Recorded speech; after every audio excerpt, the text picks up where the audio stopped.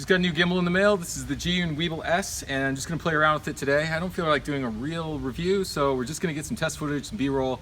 Let's go along and have a little fun.